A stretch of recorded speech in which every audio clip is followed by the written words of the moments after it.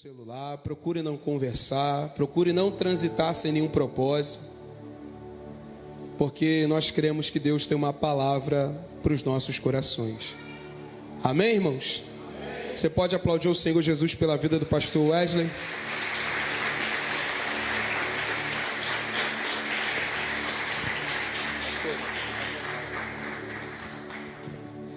Glória a Deus. Boa noite, irmãos, graça e paz. Amém? Que alegria, irmãos, poder estar entre vocês novamente, depois de algum tempo. Na verdade, a última oportunidade que tive de estar com o pessoal daqui da Comunhão Rara foi com os homens apenas, né? Só prato nervoso, né? Os irmãos estão rindo, né? Mas é verdade mesmo, irmão. Passava pela fila assim, cada prato. Aí lá no fundo do coração você ficava pensando: Senhor, quando chegar a minha vez, será que vai ter alguma coisa lá? Mas tinha. Prazer enorme estar com vocês. Pastor Ivani, se estiver assistindo, um abraço, um amigo, alguém que... Eu lembro, irmão, assim, no momento da minha vida, que algumas coisas, né, começaram a mudar, sobretudo no meu ponto de vista daquilo que realmente importa, né? E eu comecei a admirar muito os homens simples, né?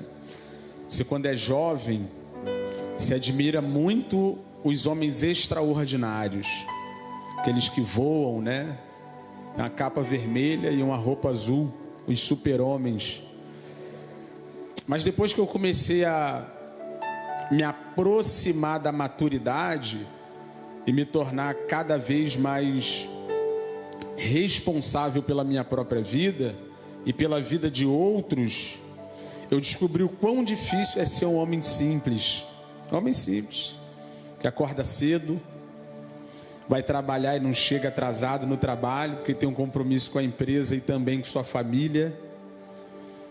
Ser um homem que serve a igreja no temor do Senhor, com muito cuidado, com muito carinho.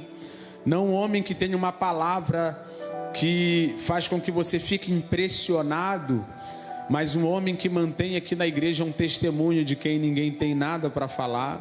Sabia que é mais fácil pregar uma palavra extremamente complexa e profunda do que manter um testemunho numa igreja local? Você sabia disso? Porque eu venho aqui, prego, vou embora. Quem conhece minha vida aqui? Agora imagina você estar aqui toda quarta e todo domingo com a mesma pessoa e ter que manter esse testemunho com as pessoas que vão te ver toda semana. O que é mais difícil? Então, pastor Ivani, pastor Miqueias, é o tipo de gente que hoje tem um lugar assim no meu coração muito especial.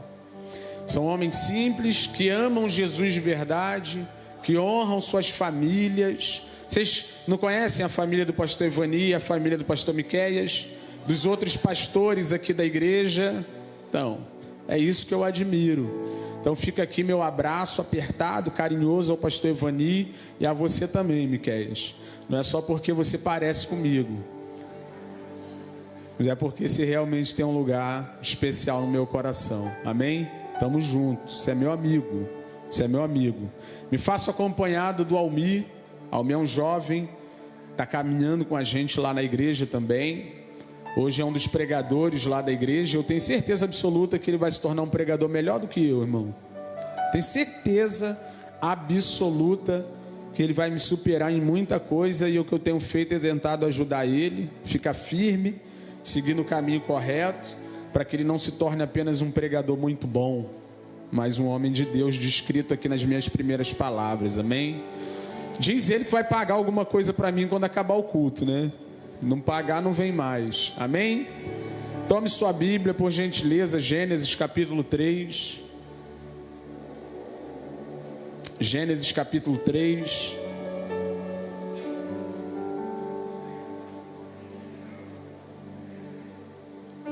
Nós vamos fazer uma leitura do versículo 14 e do versículo 15. Gênesis 3, difícil de achar. Eu sei que você começou a sua seu plano de leitura anual, né? Tu já passou por aí esse ano, irmão, pelo amor de Deus, já é dia 28. Já deve ter passado do capítulo 3 de Gênesis, pelo menos, né? Desiste não, vai para cima, lê a sua Bíblia toda esse ano, é bom. Versículo 14 e versículo 15 dizem assim: então o Senhor Deus disse à serpente: por causa do que você fez, você é maldita entre todos os animais domésticos e entre todos os animais selvagens. Você rastejará sobre o seu ventre e comerá pó todos os dias da sua vida. Porém, inimizade entre você e a mulher, e entre a sua descendência e o descendente, no singular, e o descendente dela. Este lhe ferirá a cabeça e você lhe ferirá o calcanhar. Amém? Vamos ao Senhor em oração mais uma vez. Pai, nós te louvamos por essa noite bendita, pelo privilégio de estarmos, ó Deus, reunidos aqui diante de Ti, e em torno da pessoa bendita de Cristo Jesus, o nosso Senhor. É um privilégio, Pai, que nós que outrora estávamos longe, perdidos, marginalizados, como o cego Bartimeu à beira do caminho, é um privilégio que gente como nós pudéssemos estar aqui, nesse lugar precioso, Senhor. A reunião dos santos, a assembleia dos redimidos, a congregação daqueles que hão de herdar a eternidade. Que privilégio é ser igreja, Senhor. Que privilégio é estar na igreja.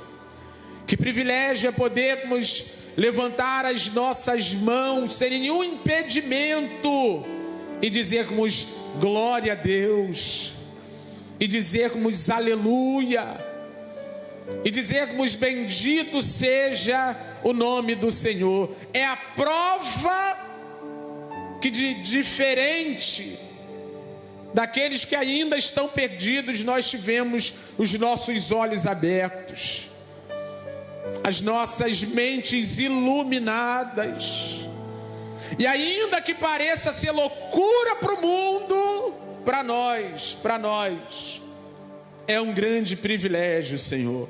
Muito obrigado por esta noite bendita, e agora por bondade, graça, misericórdia e favor, que o Senhor nos fale, Pai, que o Senhor nos fale, Sua palavra penetre o mais profundo do nosso ser, e nós voltemos para casa convictos de que ouvimos a Tua voz, de que nós ouvimos a Tua voz, a Tua voz, em nome de Jesus, amém, amém.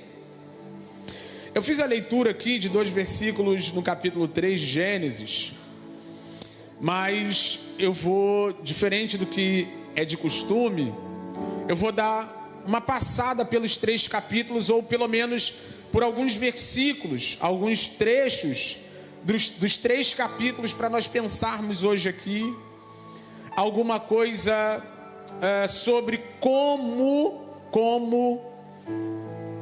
apesar dos nossos deslizes, das nossas falhas, dos nossos erros, das nossas quedas, o Senhor tem uma solução para os problemas que nós mesmos arrumamos. Então quero considerar isso nesses 3 capítulos, e não só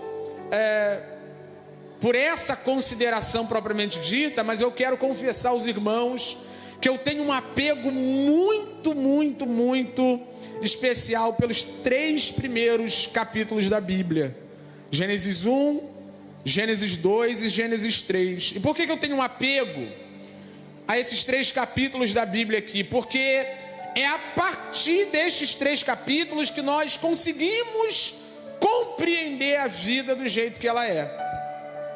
Aquelas perguntas de cunho filosófico: de onde viemos? O que estamos fazendo aqui? Para onde nós vamos? todas elas são respondidas em Gênesis 1, 2 e 3.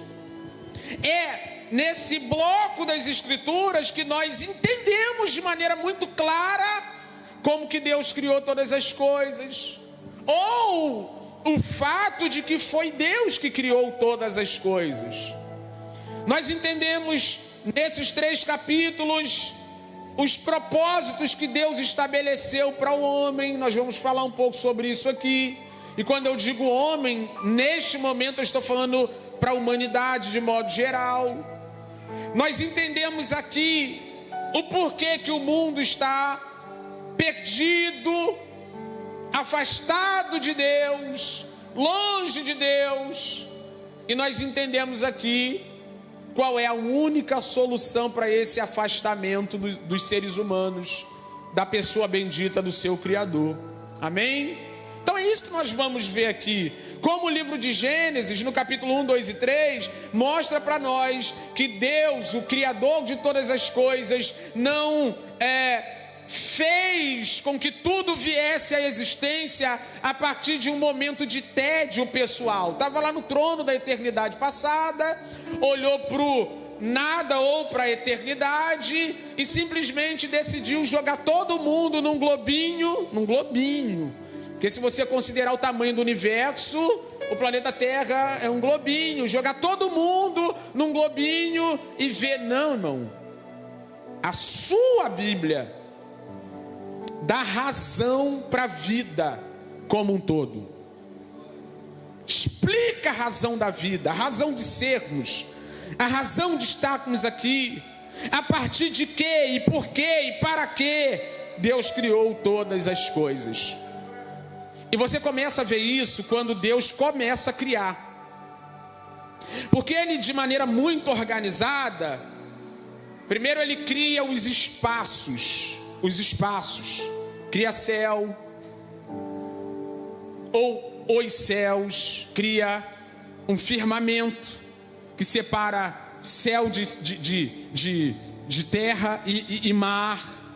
Embaixo do firmamento, que é aquilo que a gente conhece como atmosfera terrestre, Ele reúne as águas que estavam ali ainda em desordem num só lugar e depois dá uma ordem para que das águas surgissem a porção seca. São espaços, céu, mar, terra. Ele vai criando os espaços. Depois que Ele cria os espaços, Ele vai preenchendo os espaços. E Ele cria os grandes luminares. Está escrito isso na sua Bíblia. Ainda que a Bíblia não seja um livro de cunho científico, Deus não se propõe em sua palavra explicar absolutamente nada sobre a composição da matéria, mas quando você olha para o céu e vê essa lua bonita, ou quando você está debaixo de um sol escaldante, você pode ter a certeza que a criação do Senhor está ainda funcionando, mesmo que afetada pelo pecado. Ele criou, foi criando, foi enchendo o céu com os luminares. Dá ordem às águas para que produzissem os peixes, vai enchendo os mares de seres marinhos, e Ele dá ordem à terra para que a terra produzisse os animais terrestres. Então Deus cria os espaços, Deus preenche os espaços. Perceba, o nosso Deus é um Deus de ordem, planejamento. É um Deus que fez todas as coisas de forma pensada e muito sábia, por sinal. É por isso, só você botar no YouTube e você procurar algum tipo de vídeo que fale sobre a complexidade do universo. Tem um termo específico e técnico, né? Mas me fugiu o design inteligente. É o cansaço. Pode procurar em casa, agora não. Agora você não pode mexer no seu telefone. Mas quando você estiver em casa, procura qualquer vídeo que fale sobre design inteligente. É um dos conceitos de apologética cristã. Quando alguém aparece dizendo que todas as coisas surgiram a partir de uma grande explosão, a pergunta que fica é: você já viu explosão criar alguma coisa organizada? Você já viu uma explosão criar alguma coisa tão detalhada quanto a criação é? A ponto do apóstolo Paulo dizer aos Romanos, capítulo 1, a partir do versículo 18, que aquilo que pode se conhecer de Deus é revelado na criação. Quem já teve a oportunidade de ir numa exposição de quadros pintados, sabe do que Paulo está falando. Porque quando você chega diante de uma exposição, numa galeria de quadros pintados, e você olha a beleza do quadro, da arte pintada, inevitavelmente você pensa no artista. Então não dá para chegar na Barra de Guaratiba e pensar que aquele marzão que não invade a terra é obra do acaso de uma explosão, porque Jó diz, o livro de Jó diz, o próprio Deus reivindicando essa obra como sua. Ele disse à praia, ele disse ao mar: até aqui você vai, daqui você não passa. Então, quando você olha para a criação, você vê que apesar de tudo, apesar do pecado que a afetou também, existe de maneira muito clara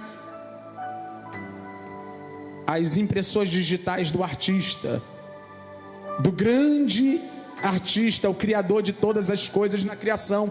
Então Deus é organizado, Deus é sábio, Deus fez todas as coisas de modo muito organizado e pensado. E por que eu estou enfatizando isso aqui? Para que você nunca mais pense que a vida é por acaso. Amém? Você está proibido de pensar que está aqui por acaso. Pouco tempo, né? Eu sou um pastor que eu gosto muito de fazer a leitura da cultura. Eu aprendi isso com um pensador do início do século XIX, né? Um pastor, ele precisa fazer a leitura da cultura. E quando ele vem para o púlpito de sua igreja, ele precisa comunicar a partir daquilo que está acontecendo agora. Pegar a escritura e colocar a escritura do lado da cultura e mostrar para os homens como a Bíblia é verdade também para os dias que eles estão vivendo. E eu lembro que quando deu aquele problema lá no Complexo do Alemão, um problema recente, daquelas mais de 100 pessoas mortas, espalhadas pelo chão, eu vejo pelas redes sociais aquele zum, de que bandido bom é bandido morto. Aí o outro diz que tem que ter pena, tem que ter misericórdia, porque não é o filho de fulano, não é seu filho. Aí a igreja fica nessa polarização, e a gente não sabe se a gente diz que bandido bom é bandido morto, ou se a gente diz que é uma pena porque não foi salvo. Eu digo que é uma pena que não foi salvo, mas que o salário do pecado é a morte, está escrito. Mas uma coisa que eu disse do púlpito da minha igreja, na verdade foi uma pergunta provocativa.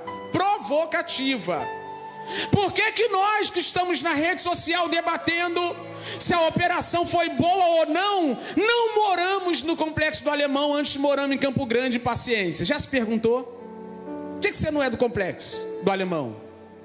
Por que você mora aqui na Santa Eugênia? Você já se perguntou o porquê que seu nome é Silva e não Souza? Eu sei, você nunca se perguntou isso. Você já se perguntou porque você é preto e não é branco? Você é branco e não é preto? Você já se perguntou o porquê você é filha da sua mãe? Ou você é pai desse rapaz? O nome disso, irmão, teologicamente falando, é providência divina. É o governo de Deus sobre todas as coisas, que de maneira soberana e orgânica vai fazendo com que tudo seja feito da maneira que este Deus determinou para louvor de sua glória. Então, quando eu olho em Gênesis, Deus criando todas as coisas de maneira organizada, pensada, detalhada, arquitetada, eu não consigo pensar que aqui estou à toa, ou por um acaso apenas. Eu não consigo pensar nisso. E uma vez que ele faz todas as coisas organizadas, espaços e a ocupação desses espaços com os seres que ele vai criando. Ele chega naquilo que alguns gostam de chamar de coroa da criação, e é verdade. É como se Deus estivesse coroando toda a sua criação. Quando ele chega no versículo 26 do capítulo 1, e ele vai fazer o homem. Numa conferência da Trindade, o façamos no plural pressupõe isso. E eu afirmo isso porque nós não somos feitos à imagem de nenhuma outra coisa senão a imagem de Deus. Ele diz, façamos no plural, era Pai, Filho, Espírito, Deus Trino, decidindo fazer um ser distinto de todo o restante da criação. Então, se você acredita que veio do macaco, você veio, eu não. Você veio, eu não. Você também não, irmão. Você entendeu o que eu quis dizer. Mas é que ainda que insistam em tentar dar uma explicação lógica, científica, para aquilo que a Escritura sustenta, eu fico com a Escritura, irmão. E a Escritura diz que Deus, depois de ter criado todas as coisas, decidiu colocar aqui na terra, nessa criação, um representante dele. Porque é isso que significa dizer que somos feitos imagem e semelhança de Deus.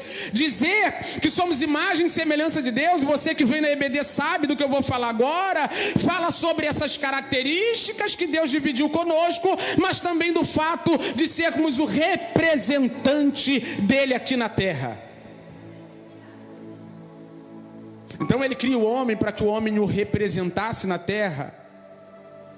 E uma vez o representando, ele fosse glorificado por meio desta representação. E como que o homem, presta atenção que a gente vai começar a aplicar algumas coisas. Como que o homem representa Deus na terra? Está aqui no texto. Está aqui no texto. Façamos o homem a nossa imagem conforme a nossa semelhança, tenha ele domínio sobre todas as outras coisas. E se esse Deus é rei, soberano, governante, poderoso, se ele é aquele que está sentado num alto sublime trono, governando todas as coisas segundo o poder da sua palavra, da sua vontade, dos seus desígnios, não existe uma figura mais apropriada para representá-lo senão um governante, menor, mas um governante também. Preste atenção nisso aqui. E não é papo de coach, você já me conhece, eu prego aqui há algum tempo. Mas Deus nos colocou nessa terra, diante da criação dele, para representá-lo, governando o que ele criou. Diga amém. Então, ele coloca o homem na terra, dá uma missão para o homem, e essa missão nada mais era do que governar a terra para a glória de Deus. Administrar a terra. O homem é um co-regente, é um co-gerente, ele é o supervisor, ele é aquele que Deus colocou na criação para que Deus fosse glorificado através do seu serviço de domínio e governo. E aí tem um pouco mais. No versículo 29, está escrito lá, ele repete na verdade a fala do 26, no tocante à missão do homem, mas uma coisa ele diz de maneira maravilhosa: eis que lhes tenho dado todas as ervas que dão semente, e se acham na superfície de toda a terra, e todas as árvores em que há fruto, que dê semente, e isso servirá de alimento para vocês. Então olha aqui. Deus cria todas as coisas de maneira bem organizada, deixa bem claro que ele tem um plano pensado para a sua criação a partir da ordem criada, organizada, arquitetada. Dá uma missão para o homem, para ser o co-regente, o co-gerente dele, o representante dele na terra, governando toda a criação. E como o homem vai fazer esse trabalho para Deus, Deus também providenciou um meio para que esse homem fosse sustentado aqui nesse lugar. Então vê se Deus não é um patrão muito do bom. Ele pega o seu gerente, coloca para olhar a criação, para governar a criação, para cuidar da criação, para dominar a criação, e ele dá ao homem toda a provisão que o homem precisa. Árvores, erva do campo, tudo que você precisa para comer está aí. Só que quando a gente vai para o capítulo 2, isso toma uma proporção um pouquinho maior, ou na verdade isso fica um pouco mais claro para nós. Por quê? Porque o capítulo 1, não sei se você percebeu isso ainda na sua Bíblia, é um relato genérico da criação. É um relato genérico. Deus está citando como ele criou todas as coisas, mas no capítulo 2 ele vai entrar um pouco mais no detalhe do sexto dia. Não é que são dois relatos da criação, é um relato só que o capítulo 2 é mais detalhado, onde ele vai mostrar como criou o homem do pó da terra, não é isso? Está escrito no seu texto bíblico? Do pó da terra, e vai falar um pouco melhor dessa missão. Mas do mesmo jeito que ele vai falar um pouco melhor dessa missão, ele também vai falar um pouco melhor dessa provisão. Capítulo 2, versículo 8, ele diz assim: e o Senhor Deus plantou um jardim no Éden. E eu falo que Deus é um patrão bom. É um patrão bom. Que Deus deu a terra inteira para o homem cuidar dela. Amém? Deu toda a criação para o homem cuidar dela. Só que Deus é tão maravilhoso, Deus é tão bom, que concentrou esse serviço num lugar para que o homem não ficasse batendo cabeça. Plantou um jardim no Éden, um espaço muito específico, e disse: o que eu falei para você fazer, você pode fazer neste lugar aqui. É um Deus de orientações, irmão. É um Deus de direções, é um Deus que coloca a gente exatamente no lugar que Ele quer que nós estejamos. Ele preparou aquele lugar e colocou o homem ali. Mas olha o que diz o versículo 9. Do solo de onde? Desse jardim abençoado, que Deus colocou o homem para cumprir a sua tarefa, para cumprir a sua missão, para honrar a Deus, para glorificar a Deus, ali naquele lugar. Do solo o Senhor fez brotar todo tipo de árvores, agradáveis à vista e boas para o alimento, e também a árvore da vida no meio do jardim, e a árvore do conhecimento do bem e do mal. Então, não é só árvore, não é só árvore, não é só semente, não é só erva do campo, é todo tipo de árvore boa para comer, está aí no texto.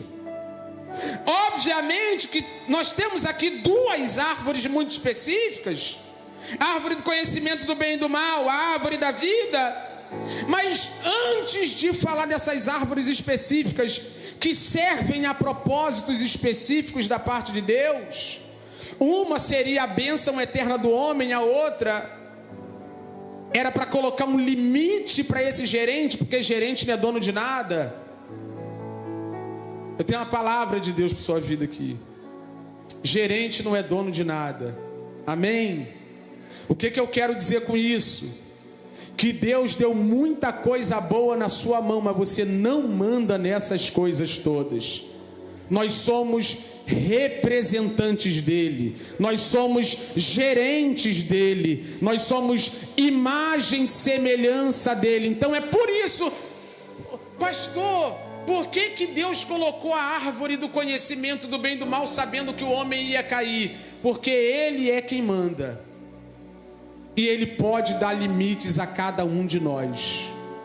Do mesmo jeito que deu limites naquele tempo, Deus, como soberano sobre todas as coisas, tem a prerrogativa de colocar limites até hoje.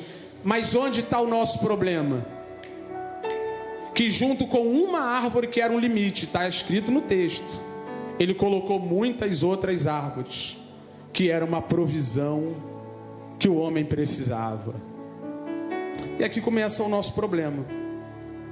O nosso problema começa quando Deus graciosamente arruma tudo, nos coloca num jardim, nos dá autoridade, nos chama para representá-lo diante da criação.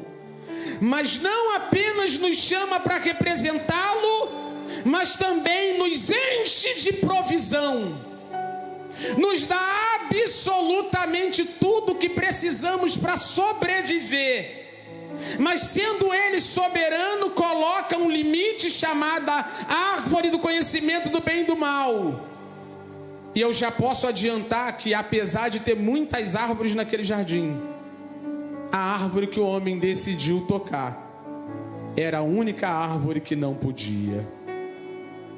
Então o ano de 2026 está só começando. Está só começando.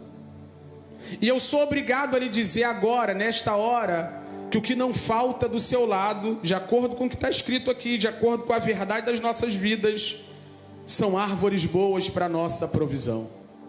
Olha quanta coisa boa Deus plantou ao seu redor.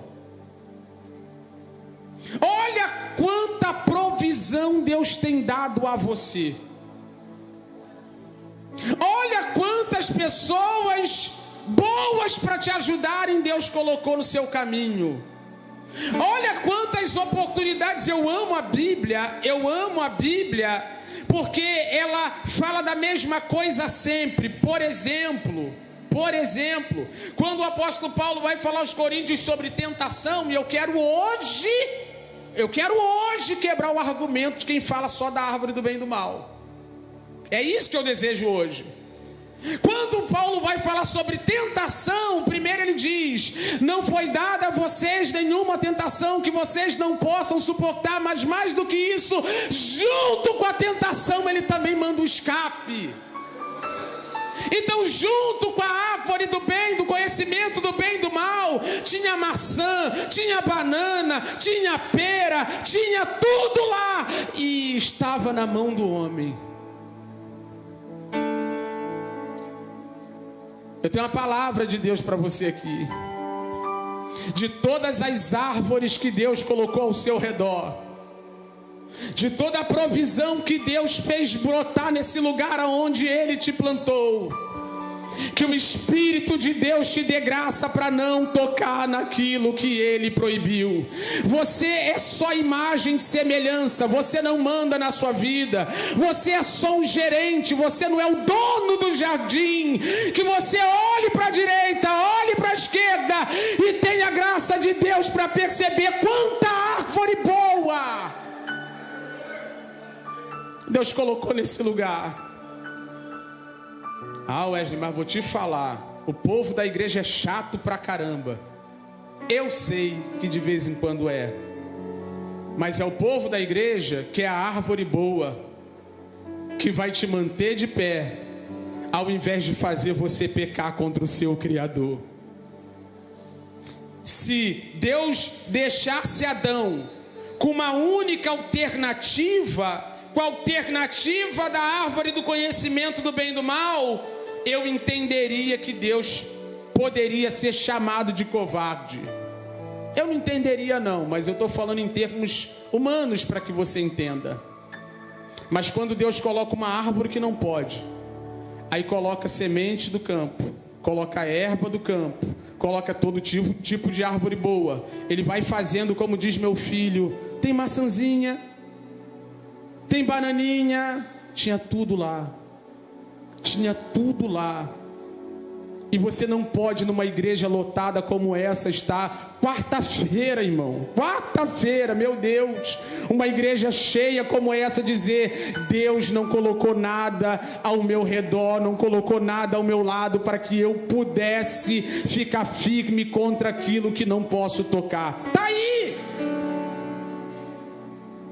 Ai, não tem homem no mundo. Não tem o que você quer. O que você quer está faltando.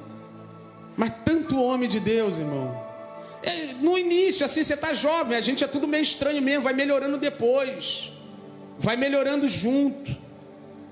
Mas o que tem de gente caindo na árvore do conhecimento do bem e do mal, só porque tapou os olhos para as outras árvores que tem dentro desse jardim. Ah, eu assim, né? Esse tipo de trabalho eu não pego não. Eu fiz um casamento de 120 mil reais. Custou o casamento, né? 120 mil. O casal tinha 2 carros, um Corolla e um HB20. Eles reformaram o apartamento todo bonitinho. E mora aqui pertinho de vocês. Todo bonitinho. e o rapaz passou numa prova da polícia, ou para a polícia, e uma vez que você passa num concurso público, você sabe que você tem um prazo para ser chamado, né? Ele não queria trabalhar não, até ser chamado. Irmão, ele tinha 2 carros parados na garagem, um HB20 e um Corolla, era só meter a mão em um e fazer Uber. São as árvores boas que Deus coloca para a gente não tocar no que é mal. O sogro dele tem uma loja até hoje, né? Chamou ele, cara, trabalha lá, fica com a loja lá, mete a mão lá. Ele falou, não, vou esperar o concurso. Irmão, casamento de 120 mil, claro que ficou um cartãozinho para trás, né? Aí se acumula dívida, a vida de aparência, até que com 7 meses um casamento de 120 mil acabou, porque alguém que tinha muitas opções, muitas oportunidades boas, tinha muita coisa boa para se valer, decidiu. Que o Espírito de Deus nos ajude nesse ano, irmão, olhar para as árvores boas. Eu falo de mim. Às vezes tu tem que fazer uma força terrível, lutar contra o seu próprio coração, para ficar com aquilo que não vai te prejudicar. Mas é melhor ficar com as outras árvores do que tocar naquilo que não deve e perder aquilo que é mais precioso na vida de cada um de nós. E agora a gente vai falar sobre como esse problema aconteceu e a gente encerra. Então esse homem que está dentro do jardim, ele toca na árvore que não pode tocar, mas olha como a coisa se deu. Capítulo 3, versículo 1. Mas a serpente, mais astuta que todos os animais selvagens que o Senhor Deus tinha feito, disse à mulher: é verdade que Deus disse, não comam do fruto de nenhuma árvore do jardim. E aqui está o problema, todo nosso problema está aqui. Recapitulando, Deus de maneira sábia, inteligente, intencional, cria todas as coisas, cria os espaços, preenche os espaços, cria o ser humano à sua imagem e semelhança e dá ao homem ordens específicas.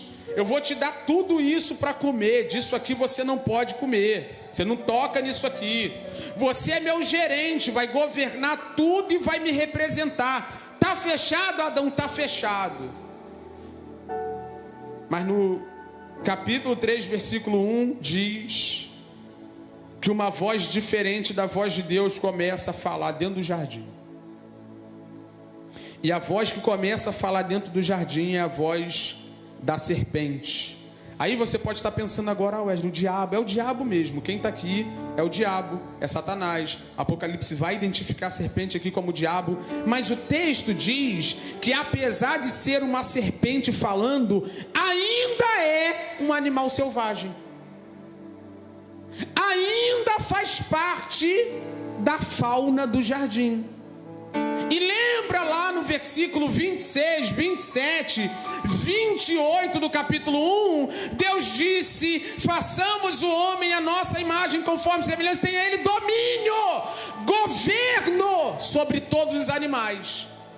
Então a ordem para o homem era governar tudo, inclusive os animais. Agora o que está acontecendo no jardim é que tem um animal falando, tem um animal dando diretrizes, tem um animal abrindo a boca para considerar o que é certo e o que é errado.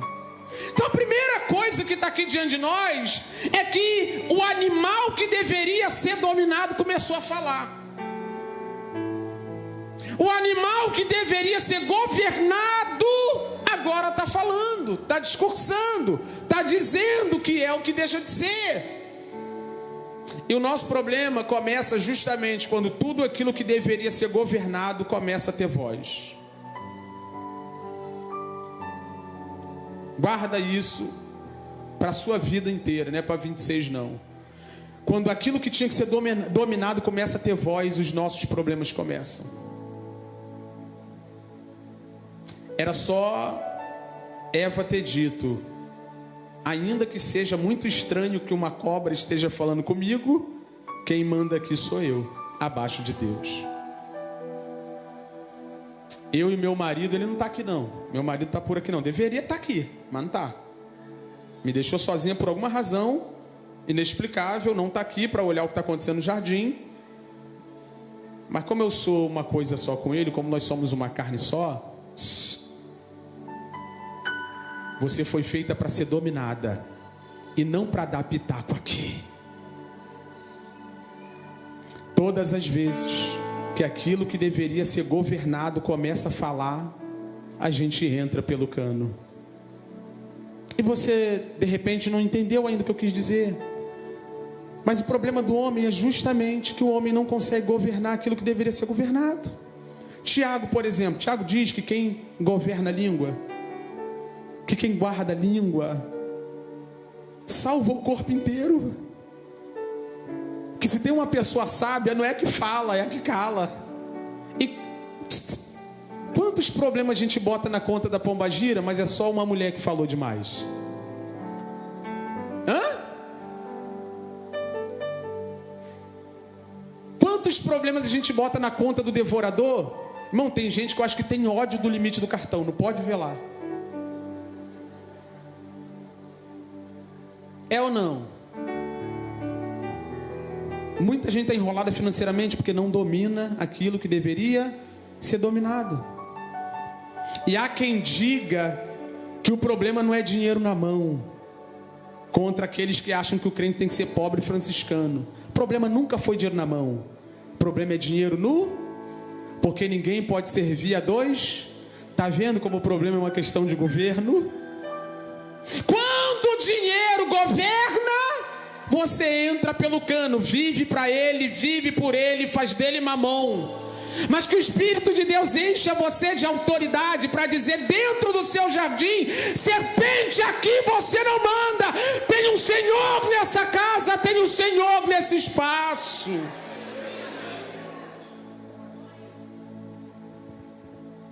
Tem um fruto muito específico. Na verdade a gente chama de gomo, né? Porque o fruto do Espírito é um só, mas com várias partes. Chamada domínio próprio, porque a pior serpente não está fora.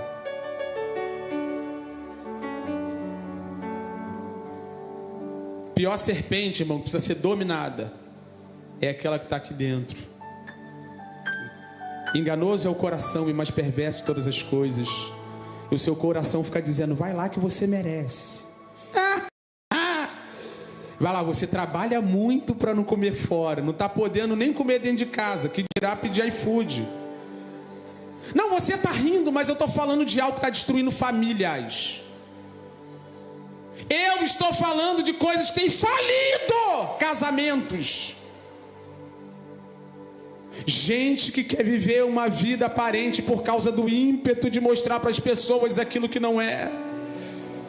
Gente que fala mais do que deveria, gente que vai aonde não tinha que ir, gente que se envolve com quem não tinha que se envolver. Irmão, gente que posta que não tinha que postar.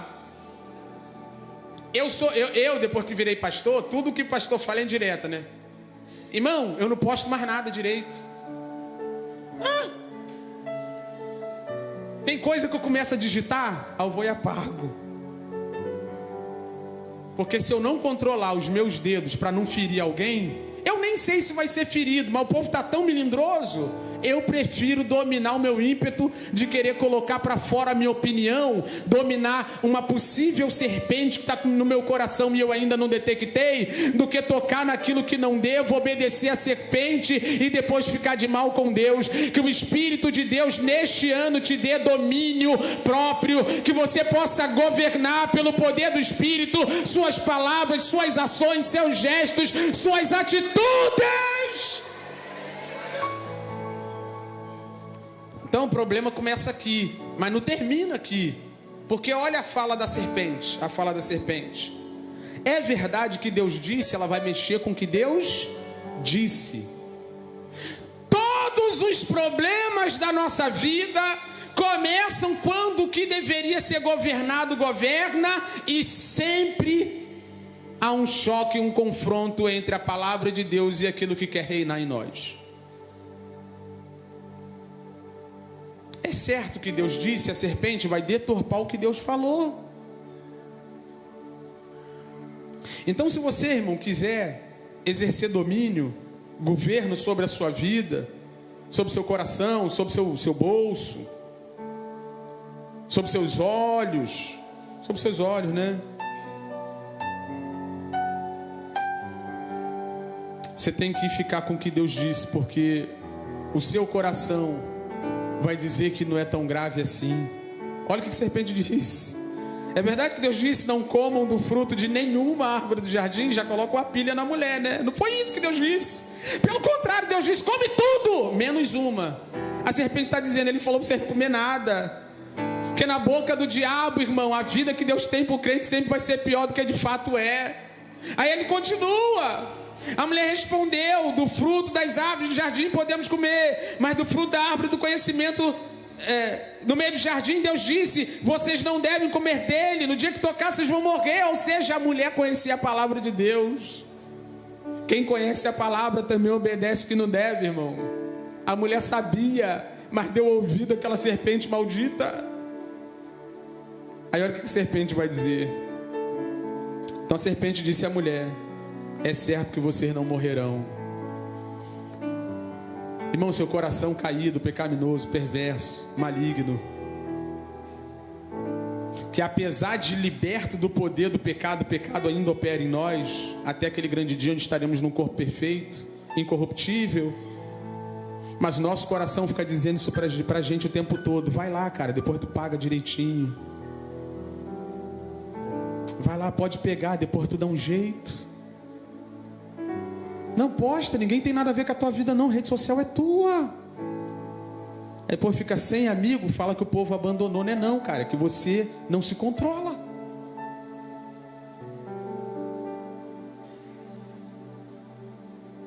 Todo enrolado financeiramente, não é o devorador não. Costumo dizer, irmão, que se algumas pessoas quisessem conhecer o devorador, elas tinham que olhar no espelho. Quebra esse roxinho em nome de Jesus. Quebra ele, cancela o cartão. Você precisa entender uma coisa: você ganha 2.000, seu limite é 1.000, você não tem 3.000. Você não tem 3.000.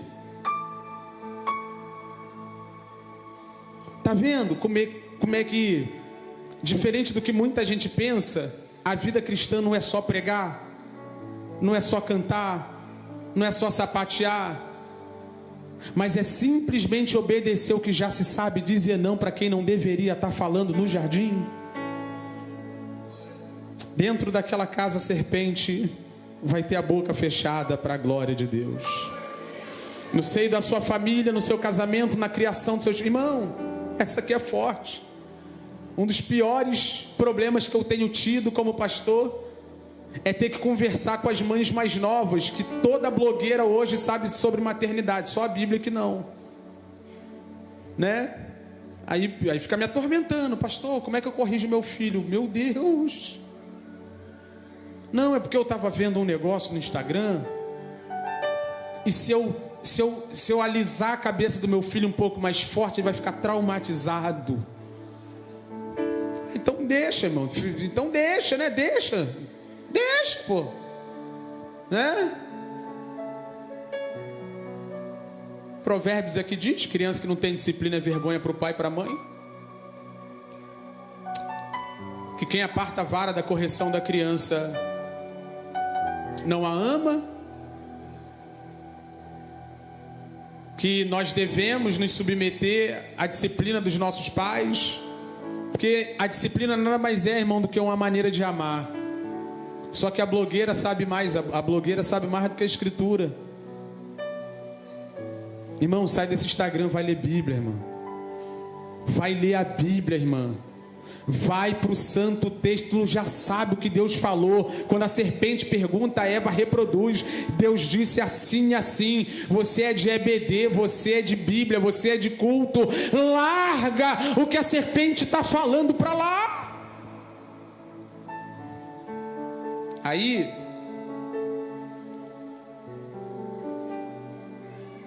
versículo 14 e 15 a gente encerra. Deus está castigando os envolvidos no pecado, e ele começa pela serpente. E ele diz que a serpente seria amaldiçoada, mas no versículo 15, ele diz que ele colocaria inimizade entre a mulher e a serpente, e entre a descendência da serpente e o descendente da mulher, o descendente singular, eu falei isso aqui. Este lhe ferirá a cabeça e você lhe ferirá o calcanhar. Está vendo, irmão? Para encerrar e ir para casa. Deus cria tudo de maneira organizada.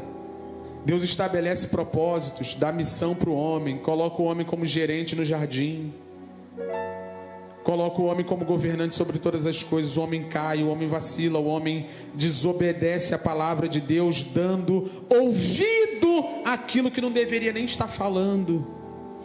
O homem ignora o que Deus falou, o homem se insurge contra a palavra de Deus, o homem se rebela contra Deus. Mas por mais que o homem merecesse, fosse digno do juízo de Deus, e recebeu o juízo de Deus, Deus tem uma solução para acabar com a raiz de todo o mal. 1 de João capítulo 3, versículo 8, 9, João diz que quem vive pecando, ou quem vive no pecado, não é de Deus, é nascido do diabo. Mas para isso se manifestou o Filho de Deus, para desfazer as obras do diabo. Como Deus resolve a rebelião do homem que decidiu abandonar seu papel no jardim para ouvir a serpente que não deveria?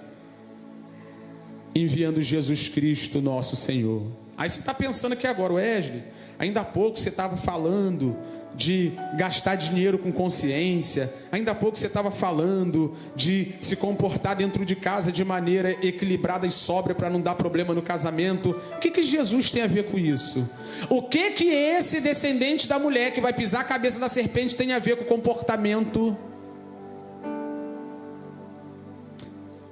Jesus passou a mesma experiência de Adão, só que a grande diferença é que Adão tinha um monte de árvore com fruta boa para comer no jardim, e Jesus estava no deserto, 40 dias de jejum, e diz o texto, teve fome. Quando ele teve fome, a mesma serpente apareceu.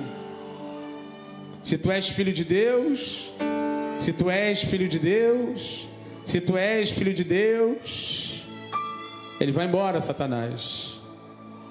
Porque está escrito, nem só de pão viverá o homem. Em outras palavras, Jesus estava dizendo, eu prefiro ficar com o que Deus já me disse. Eva não sabia o que Deus tinha falado? Sabia ou não sabia? Jesus disse, eu prefiro ficar com o que o Pai me falou, do que com aquilo que você tem para me dar. Jesus ainda é a solução. A semente da mulher ainda é a solução. Aquele que na cruz pisou a cabeça da serpente como seu calcanhar ferido, ainda é a solução para todos os desvios humanos. Para todos. Cristo crucificado é o emblema daquele que não vive para si,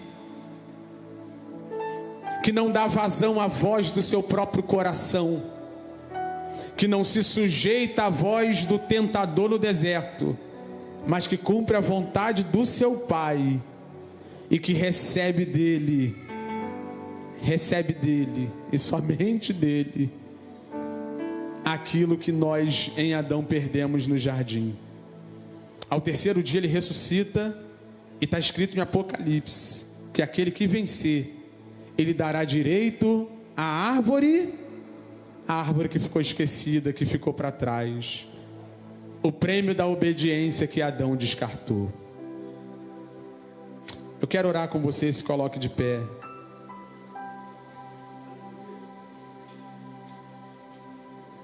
Irmão, que esse ano seja um ano, em nome de Jesus, hein? Em nome de Jesus, esse ano é ano de eleição, hein?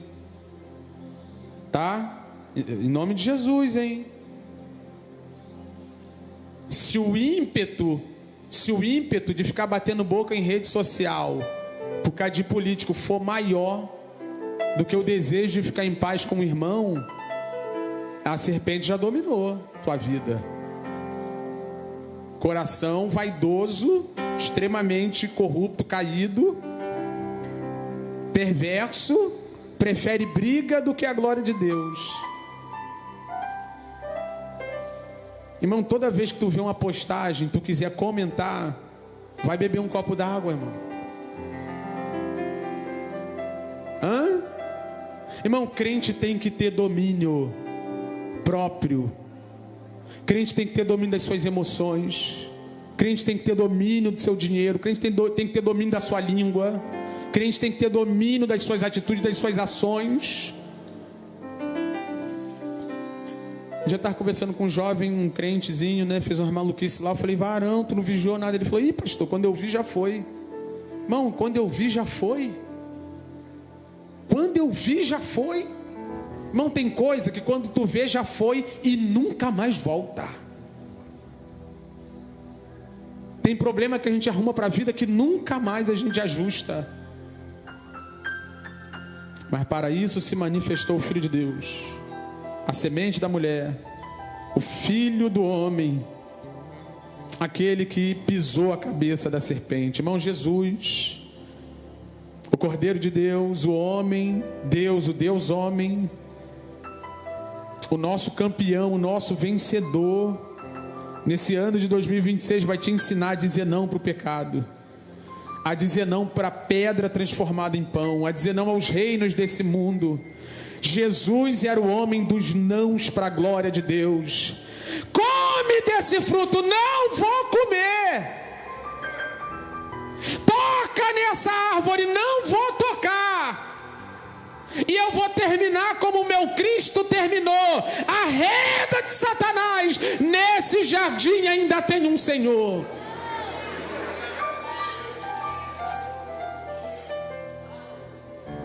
Nós não precisamos mais, Senhor, de campanhas de oração. Não que não precisemos orar. Nós não precisamos mais, Senhor, de atos proféticos. Nós não precisamos mais, Senhor, de cultos avivados, de conferências maravilhosas. Nós precisamos obedecer o que o Senhor já disse.